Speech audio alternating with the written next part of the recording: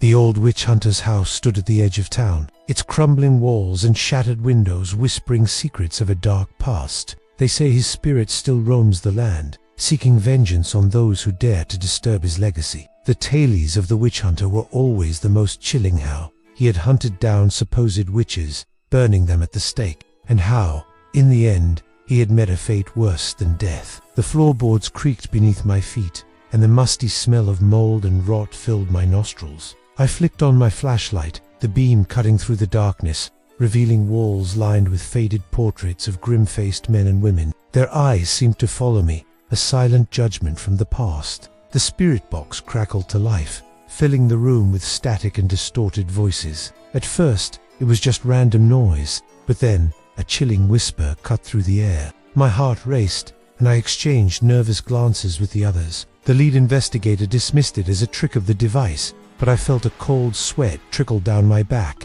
As I grew older, the stories faded into the background, but the house remained a constant reminder of the horrors that once plagued our town. The temperature dropped, and I could see my breath misting in the air. I turned, but there was nothing there, only the oppressive darkness closing in around us. The whispers returned, now a cacophony of voices, urging me to leave, to escape the witch hunter's grasp. Shadows danced at the edges of my vision, and I couldn't shake the feeling that we were not alone. The whispers grew louder, more insistent, and I felt a growing sense of dread settle in my chest. One door stood ajar, a sliver of darkness beckoning us closer. The lead investigator gestured for us to enter, and I felt a surge of dread wash over me. As we stepped inside, the air grew thick with an oppressive energy, and I could hear the faint sound of chanting echoing from the walls. I first heard the stories as a child, huddled around a campfire with friends, the flickering flames casting eerie shadows on our faces.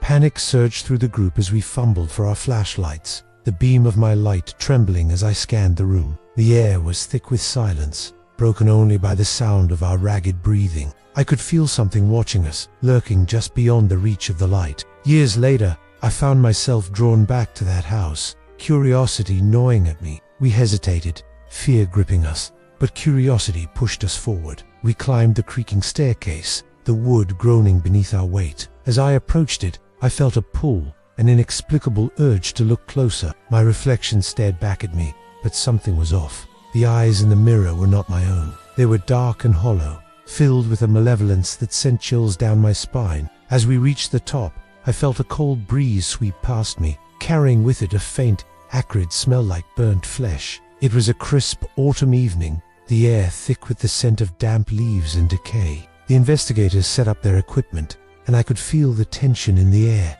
thick and electric. They spoke in hushed tones, discussing the witch hunter's infamous methods and the spirits that were said to linger in the shadows. I tried to shake off the unease, but it clung to me like a second skin. I had heard rumors that a group of paranormal investigators was planning to explore the witch hunter's home, and I couldn't resist the urge to join them. Armed with nothing but a flashlight and my growing sense of dread, I stepped into the darkness. The moment I crossed the threshold, a chill enveloped me, as if the air itself was warning me to turn back. As we ventured deeper into the house, the atmosphere grew heavier. We gathered in what had once been the living room, the fireplace cold and empty. The lead investigator, a man with a serious demeanor, began to explain the plan for the night. He spoke of using the spirit box to communicate with any lingering souls, and I felt a knot tighten in my stomach. I had always been skeptical of the supernatural, but something about this place made my skin crawl. As the night wore on, we began our session.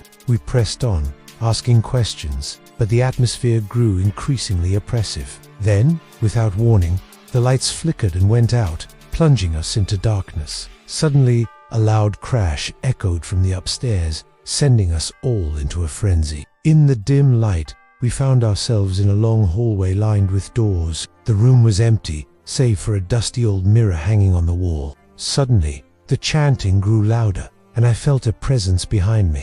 I had always believed that music was a gift, a way to connect with the world. But as I stood on the precipice of fame, I began to wonder if my talent had come at a price far greater than I could ever have imagined. I was just a teenager, a prodigy with dreams of making it big. When I met Hema, shadowy figure who seemed to materialize from the very darkness of the auditorium. He wore a tailored suit that shimmered under the stage lights, his eyes glinting with an unsettling intensity. He introduced himself as a talent scout, but there was something about his presence that sent a chill down my spine. I was invited to exclusive parties, my songs played on the radio, and I was hailed as the next big thing. But with every note I played, I felt an unsettling presence lurking just beyond the edges of my consciousness. It was as if the music itself had taken on a life of its own, whispering dark secrets that I couldn't quite grasp. I would wake in the middle of the night to the sound of my piano playing softly in the dark, the notes weaving a melody that sent shivers down my spine. I locked myself in the studio, determined to play until the haunting melody revealed its source. The air was thick with tension, and as I struck the keys, the familiar notes began to flow. But this time, they twisted into something darker, a cacophony of despair that echoed through the empty room. Each time I approached the instrument, the music would stop, leaving me in a suffocating silence. I began to dread the nights, fearing what might emerge from the shadows. But it comes with a cost. You've taken what was never yours to claim. The realization hit like a thunderclap.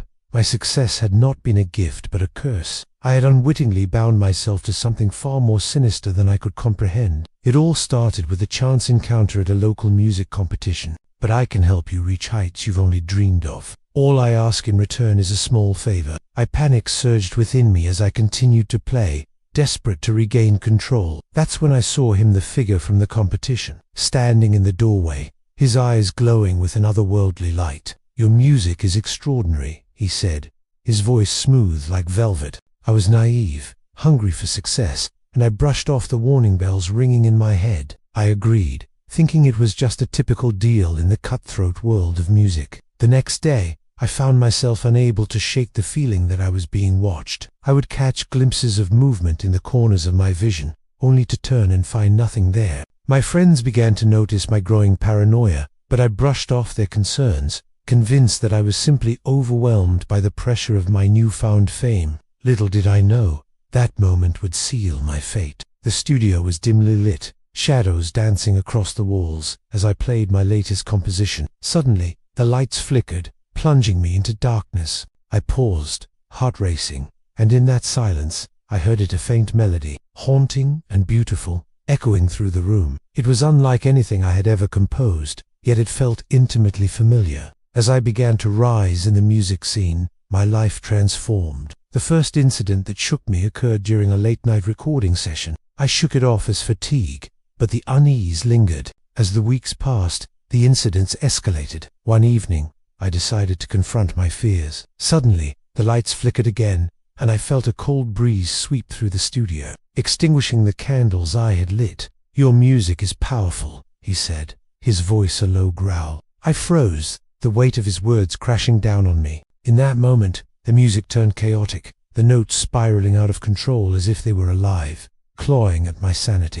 The old poet's words echoed through the dusty library, each line dripping with a darkness that seemed to seep into the very walls. It was said that he had made a pact with something sinister, and now, years later, his verses still held a power that could ensnare the unwary. The library was a labyrinth of shadows, the air thick with the scent of aged paper and mildew. As I flipped through the brittle pages, I felt an inexplicable chill, as if the very act of reading his words was awakening something long dormant. I stumbled upon the poet's collection while researching for my thesis on forgotten literary figures. It spoke of a figure lurking just beyond the light, a presence that promised inspiration but demanded a terrible price. I chuckled nervously, dismissing it as the ramblings of a tortured mind. I glanced at the window, half expecting to see the figure from the poet's verses lurking outside. I returned to the library, hoping to find answers among the poet's remaining works. They have a way of binding themselves to those who seek them. The librarian,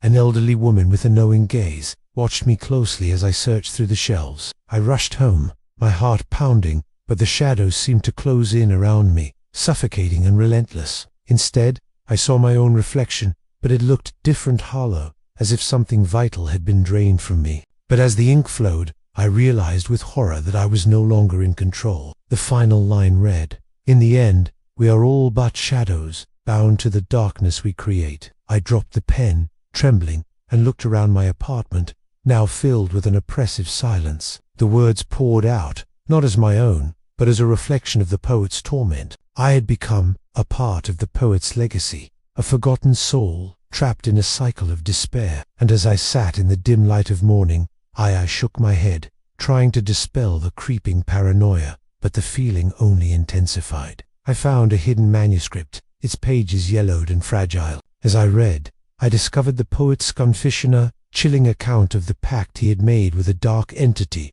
trading his soul for inspiration and success. The more he wrote, the more he lost himself, until he was nothing but a vessel for the darkness that had consumed him. But as I continued to read, I noticed the temperature in the room dropping, the hairs on the back of my neck standing on end. The shadows in my apartment deepened, and I started to hear faint whispers at night, echoing the lines I had written. I could feel the weight of the poet's despair pressing down on me, threatening to pull me into the abyss he had fallen into. I tried to drown them out, but the more I fought, the stronger they became. I dismissed them as figments of my imagination, but the unease gnawed at me, a persistent itch that I couldn't scratch. The first poem I read was titled The Whispering Shadows. I couldn't shake the feeling that I was being watched. The shadows in my apartment seemed to stretch and twist, and every creak of the floorboards sent a jolt of unease through me. I tried to focus on my work, but the words from the poems haunted me, whispering promises of greatness and fame. That night, I returned home, the poet's verses swirling in my mind. I learned that he had vanished under mysterious circumstances, leaving behind only his chilling verses. The more I read, the more I felt a connection to him, as if his spirit was reaching out from the pages. I began to write my own poetry, inspired by his dark themes, and soon I found myself producing work that was unlike anything I had ever created. Days turned into weeks, and I became obsessed with the poet's life. But with each poem I penned, I felt a growing sense of dread. One evening, as I sat at my desk, the air grew heavy, and the lights flickered ominously. Determined to break free from this dark influence, I decided to confront the source of my fear. "Be careful with those words," she warned, her voice barely above a whisper. I felt a shiver run down my spine, but I pressed on, desperate to uncover the truth. Panic surged within me as I realized the implications. I had unwittingly followed in his footsteps, drawing from the same well of despair. That night, the whispers grew louder, a cacophony of voices chanting my own lines back to me, twisting them into something grotesque. In a moment of desperation, I grabbed a pen and began to write, hoping to exorcise the darkness that had taken root in my mind. As dawn broke, I found myself staring at the page, my heart racing. The whispers had faded, but I knew they were still there, lurking just beyond the light.